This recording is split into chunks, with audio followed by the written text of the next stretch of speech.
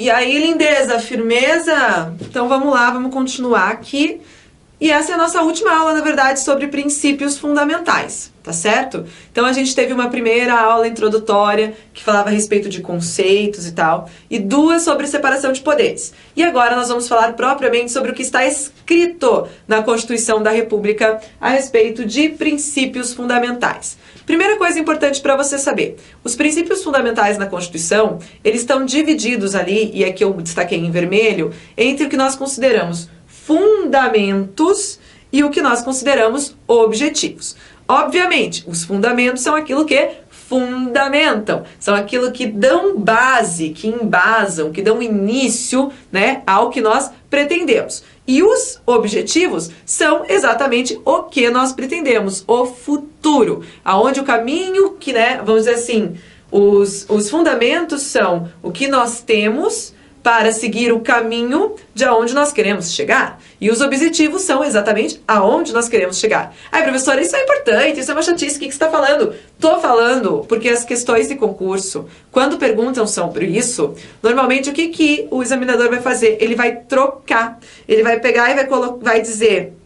É assim, é um fundamento da República Federativa do Brasil e vai terminar a frase com um objetivo. Ou vai dizer, é o objetivo da República Federativa do Brasil e vai terminar com um exemplo de fundamento. Então você não pode confundir o fundamento, que é aquilo que embasa, com o objetivo, que é aquilo que nós queremos, pretendemos para o futuro.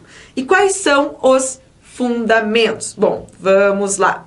O primeiro fundamento relevante aqui, interessante de trabalhar, é a soberania. Aqui, quando a gente fala em soberania, você pode pensar soberania sob duas óticas diferentes. Uma é diante da ideia de que o soberano do poder é o povo. Se nós vivemos numa república, aquele que é soberano do poder é o povo. O poder é o poder exercido pelo povo e é em seu nome, beleza?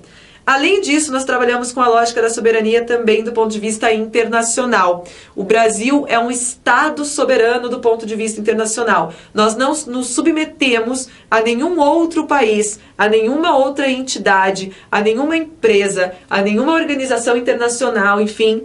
Nós temos a última palavra sobre a nossa autodeterminação, ok? Nós somos um país soberano também do ponto de vista internacional. Isto é um fundamento da República Federativa do Brasil. Nós já nos consideramos assim. Isso nos embasa, isso nos dá essência, beleza? Segunda coisa interessante para tratar, também como fundamento, a cidadania. O que envolve cidadania? Quando eu falo em cidadania, do que eu estou falando? Eu estou falando da possibilidade que a população tem de participar da vida pública, de estar engajada na vida pública, de participar das escolhas públicas. Então, quando eu digo que a nossa República Federativa, ela é República Federativa, vocês já conhecem esses conceitos, né? Ela é fundamentada na ideia de cidadania, é que o que embasa essa República Federativa é a possibilidade da ampla participação popular, tanto na escolha dos representantes, quanto na fiscalização desses representantes, podendo participar diretamente, se candidatando, votando e exercendo a cidadania plena, inclusive pelo exercício dos outros direitos fundamentais que são necessários para o exercício da cidadania, como, por exemplo, né, a liberdade de expressão, certo? Então, a cidadania é um fundamento da nossa República Federativa. Outro fundamento da nossa República Federativa, a ideia de dignidade da pessoa humana. O que é a ideia de dignidade da pessoa humana? Nós entendemos o ser humano como um fim em si mesmo. E nós não admitimos utilizar um ser humano como um meio para um fim de outra pessoa ou para um fim social. Por exemplo, nós não admitimos a escravidão. Nós não admitimos a escravidão. Por que é que nós não admitimos a escravidão? Porque nós não podemos tornar um indivíduo, um ser humano, como um meio, um instrumento a ser utilizado para atender às finalidades de outrem. O ser humano, ele só nós só entendemos a ideia de ser humano como um fim em si mesmo. Cada ser humano existe para se autorrealizar dentro dessa sociedade, para viver de maneira plena, para viver uma vida digna, tá certo? Por isso que vocês vão ver, né, quando a gente tratar de direitos fundamentais, por exemplo, o que nós consideramos como direitos fundamentais são indisponíveis, são inalienáveis, tá certo? Porque nós entendemos como, de certa forma, essencial a vida humana de forma digna, o indivíduo como um fim em si mesmo. Isso é um fundamento da nossa República Federativa. Ainda os valores sociais do trabalho e da livre iniciativa. Aqui a gente está olhando de um ponto de vista mais econômico, a organização econômica da sociedade, e nós valorizamos as duas coisas. Olha que interessante. Nós constituímos como um fundamento o trabalho, e aqui você pode pensar o trabalho tanto do ponto de vista da liberdade do exercício de qualquer trabalho, ofício ou profissão, quanto mesmo pensar na questão das características trabalhistas do ponto de vista do direito. Nós valorizamos o trabalho, o empregado, a organização sindical, os direitos trabalhistas, a exploração do trabalhador não pode acontecer e só pode se dar a relação de emprego dentro dessa relação com proteção dos direitos do trabalhador.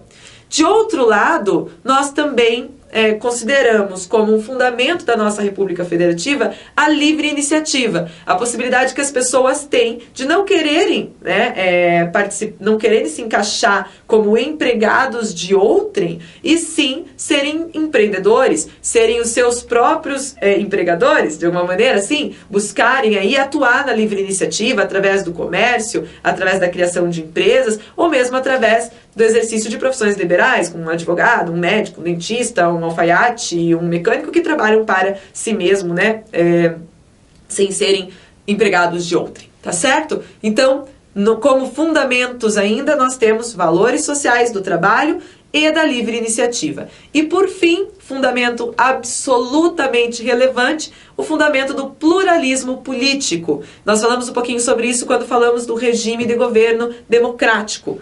Nós temos aqui pluralismo político. O que significa isso? Que nós respeitamos as diversas concepções do mundo, as diversas concepções ideológicas que as pessoas têm a respeito desse mundo e de como as pessoas devem se portar e devem viver dentro desse mundo. Então, assim, eu tenho uma visão mais à esquerda, acho que é necessário ter um Estado maior, acho que é necessário ter bastante política pública de prestação de serviços educacionais, de saúde, de moradia. Então eu acredito nisso.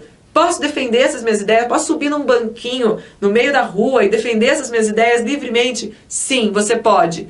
Não, mas eu não penso assim. Eu sou uma pessoa mais de direita. Eu acredito num Estado mínimo. Eu acredito que o Estado não deve realizar políticas públicas. Eu acho que a gente tem que privatizar as empresas estatais. Eu acho que a gente deve cortar o programa de Bolsa Família, e etc, etc. Eu posso subir num palanque e falar isso? Pode. Eu posso criar um partido político que defenda isso? Pode. Eu posso me candidatar às eleições defendendo essas ideias? Sim, você pode. Nós temos um apreço. Nós gostamos, do ponto de vista da democracia, nós gostamos que as pessoas tenham ideias diferentes a respeito do mundo, claro, desde que compatíveis com a nossa Constituição. E um dos valores, portanto, aqui, que fundamentam a nossa República Federativa é o pluralismo político. Nós lutamos para que a gente possa continuar sendo plural. É importante, faz parte da nossa...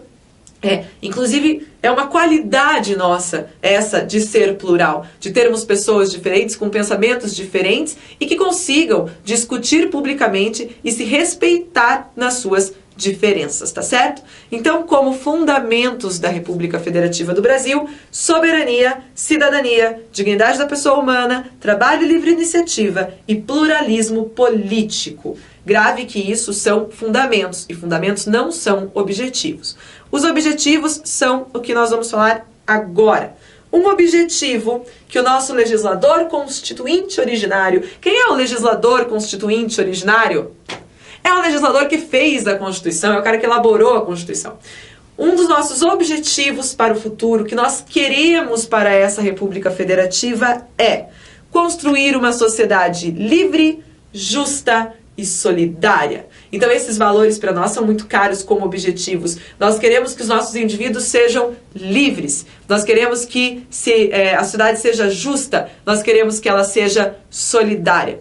Percebam que parece que eu estou falando de maneira muito genérica, parece que isso são valores muito abstratos, mas na verdade não são. Quando a gente fala em liberdade, a gente tem que automaticamente relacionar isto com oportunidade, e isso é muito prático, isso é muito concreto. Para que a gente tenha liberdade, o Estado não pode se imiscuir indevidamente na vida das pessoas. Para que a gente tenha liberdade, é necessário que as pessoas tenham condições de vida mínima, dignas, sociais, vamos dizer assim, de saúde, educação, moradia, para que elas possam realizar as suas escolhas pessoais e buscarem a sua felicidade através do exercício da sua liberdade. A mesma coisa quando a gente fala em justiça. Parece que falar em justiça é algo muito vago, mas não é vago. Para falar em justiça, eu estou falando sobre o quê? Eu estou falando sobre a existência de um sistema judiciário que funcione, que seja célere, que nós temos uniformidade das decisões proferidas para os casos semelhantes, que nós tenhamos tribunais que não sejam tribunais de exceção. Então, são regras práticas, que nós tenhamos ampla defesa, contraditório, são regras, acesso à justiça com atendimento de defensoria pública, por exemplo. Quando nós falamos de uma sociedade solidária, nós falamos que nós acreditamos nesses valores.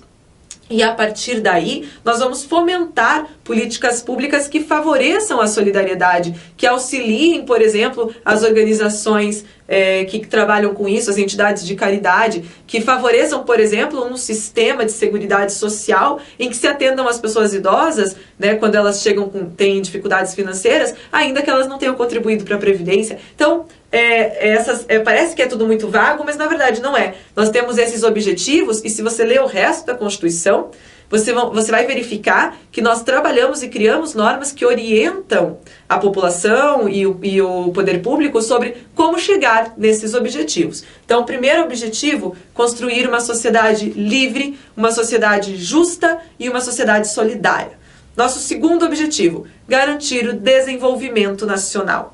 Quando a gente fala em garantir o desenvolvimento nacional, a gente está falando tanto do ponto de vista econômico. Então, o que a gente quer dizer com isso? Nós queremos uma economia forte, e isso significa que nós queremos controle de inflação, nós queremos, instituições como o Banco Central, que sejam instituições fortes e bem organizadas, nós queremos direitos trabalhistas, nós queremos incentivo ao funcionamento da economia, nós queremos regulamentação das cooperativas.